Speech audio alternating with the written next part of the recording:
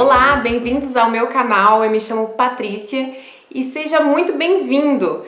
Se você é mulher negra que não consegue achar uma base boa para a sua pele, ela fica sempre um pouco esbranquiçada, tá pensando em assumir o cabelo natural, ou já assumiu o cabelo natural, ou ainda tá passando a transição capilar e tá naquela dúvida de corta ou não corta, esse canal vai feito pra você, porque eu vou abordar exatamente sobre isso. Sim, esses cachinhos que vocês estão vendo já foram lisos. E aí no vídeo de hoje, então, no nosso primeiro vídeo, eu vou falar exatamente sobre isso, sobre a minha história capilar. Eu vou tentar passar para vocês algumas fotos ao longo do que eu for falando, mas caso eu não coloque aqui agora ao longo, eu vou botar no final. Eu, como toda menina negra, passei pelaquela fase da infância, na verdade até os 10 anos, que foram de trancinhas. Seja trança de rabo de cavalo, ou então trança de Maria Chiquinha, uma trança na frente, outra atrás, enfim. Minha mãe era extremamente criativa na hora de fazer penteados para crianças negras. Eu e minhas irmãs passamos a nossa infância toda com cabelo de trança. Poucas foram as vezes que ela fazia um penteado solto, na verdade, assim, era um rabo de cavalo bem cheio, eu tinha um cabelo bem comprido, mas na maioria das vezes era mesmo preso com trança. A partir ali dos meus 10, 11 anos, no início da minha pré-adolescência, ela começou a passar Enê no meu cabelo. Gente, eu não lembro mesmo de como é que era o meu cabelo antes do Enê. Eu, talvez por ser criança e não prestar muita atenção, mas nas fotos também eu tava sempre de cabelo trançado, então assim, eu não lembro se meu cabelo era cacheado, qual era a estrutura dele, até porque realmente, como eu disse, criança não vai reparar nisso, né, então... Aí eu passei na minha pré-adolescência até os meus 25 anos, ou seja, até 2015, passando Enê. Pois é, ele é um produto que ele vende numa bisnaguinha, ele é preto, então ele alisa e ele vai tingir o cabelo também de preto. E era isso que eu fazia. Como a minha mãe fazia ali na minha pré-adolescência, até os meus 18 anos, ela passava assim no ano, sei lá, umas 4, 5 vezes. E aí eu passei a minha pré-adolescência assim, passando Enê, não fazia escova, nem chapinha, nem nada disso, e usava muito rabo de cavalo. Quando eu usava o cabelo solto, que eram raríssimas às vezes, eu logo prendia assim que eu começava a suar ou que começava a ventar muito. Prendia porque eu não queria meu cabelo cheio. Hoje, muito pelo contrário, eu saio na rua, se eu passo na frente de um carro que eu consigo ver, de alguma loja que tem, né, no vidro ali, eu vou ver meu reflexo, e eu vejo que o meu cabelo tá baixinho, eu faço questão de sacudir ele, passar a mão, fazer alguma coisa para que ele fique mais cheio. Depois dos meus 18 anos, quem começou a cuidar do meu cabelo era eu mesma. E aí, o que eu fazia? Muitas vezes minha mãe até brigava comigo, porque eu passava Enê assim, gente, acho que era toda semana não, mas assim, todo mês, sabe? Aquela pessoa assim, viciada na química pra deixar o cabelo liso. Porque eu queria usar meu cabelo mais solto, tava naquela fase assim de, nossa, estou virando mulher, quero usar meu cabelo solto, quero que todo mundo me veja.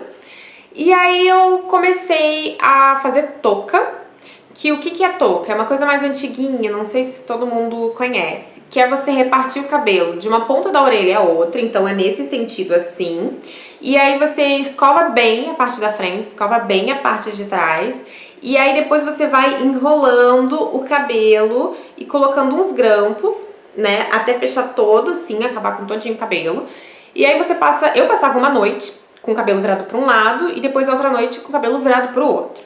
E aí ficava esticado, exatamente isso, esticado. Não era um cabelo que estava liso, que estava bem cuidado, nem nada disso. Era um cabelo que eu passava Enê e fazia touca. Lavava o cabelo somente uma vez na semana, porque eu não queria ter trabalho durante a semana toda, porque daí eu demorava muito tempo para secar o cabelo, eu não secava com secador, então eu deixava ele secar ao natural. E até pra fazer a touca, eu não fazia touca com cabelo molhado, porque eu tinha ouvido dizer que podia estragar, não sei, né, porque botar grampo com cabelo molhado, enfim. Mas era isso que eu fazia. Aí minha mãe comprou é uma escova que você liga ela na tomada, que se chama Brau. Ela é uma escova, mas ela não gira. Então você que tem que colocar a mechinha no teu cabelo, girar a escova e aí deixar um tempinho e soltar.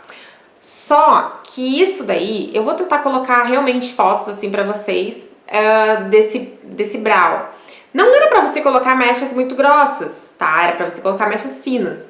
E eu teimava em botar mecha grossa e eu estragava meu cabelo, porque meu cabelo, além de prender no brow, ele caía muito. Eu não fazia uma coisa bem feita, era assim. Até porque meu cabelo era cheio, era grande, e eu cansava o braço, porque imagina você ficar com o braço muito tempo pra cima fazendo no seu próprio cabelo. Mas era isso daí que eu fazia.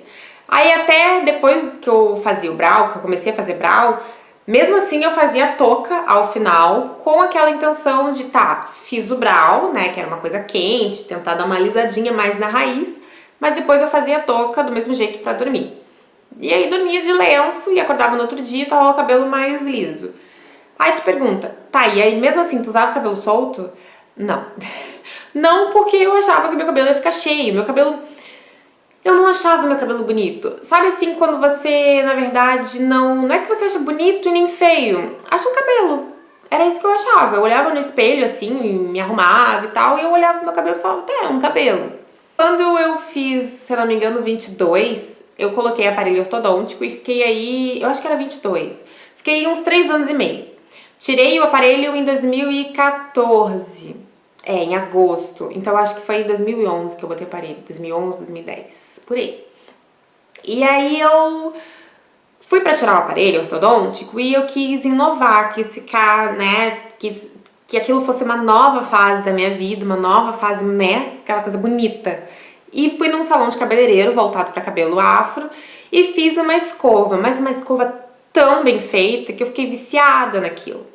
E dali em diante, de agosto de 2014 até março, abril de 2015, eu fiz escova toda semana no meu cabelo. Eu fiquei tão viciada que eu não lavava mais meu cabelo em casa. Era só no salão, porque só no salão eu ia escovar. E eu nunca soube fazer escova, chapinha, e nunca tive secador de cabelo ou a chapinha mesmo pra poder fazer.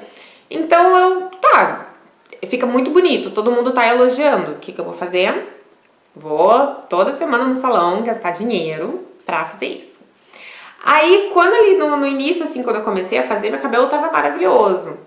E eu ainda passava Enê, mas eu acredito que de quando eu comecei a fazer escova até dezembro eu não passei, porque realmente meu cabelo ficava muito bonito. Aí eu comecei assim, tá, eu vou fazer então uma hidratação mais profunda no salão, de 2 em 2 meses, que eu for escovando, porque daí vai ajudar, né? Porque afinal de contas uma coisa quente, todo mundo sabe, até quem nunca fez, que vai danificar o teu cabelo. E era isso que eu fazia. Só que chegou em dezembro, mesmo com aquelas hidratações, eu acho que eu cheguei a fazer umas 3 hidratações, a ponta do meu cabelo começou a ficar muito feia. Aí eu até falei com a cabeleireira e tudo mais, ela falou assim, olha, toda a hidratação que tu tá fazendo, aquilo tudo, mas ainda não é o suficiente. E você tá fazendo muita escova, muita chapinha, toda semana. Tinha dias assim que, no meio da semana, meu cabelo tava já oleoso, porque meu cabelo começou a ficar muito oleoso mesmo. Eu ia lá no salão e fazia escova, de novo. 2 vezes na semana eu tava lá, então, fazendo escova. Meu cabelo tava feio, eu fazia escova. Realmente virou um vício.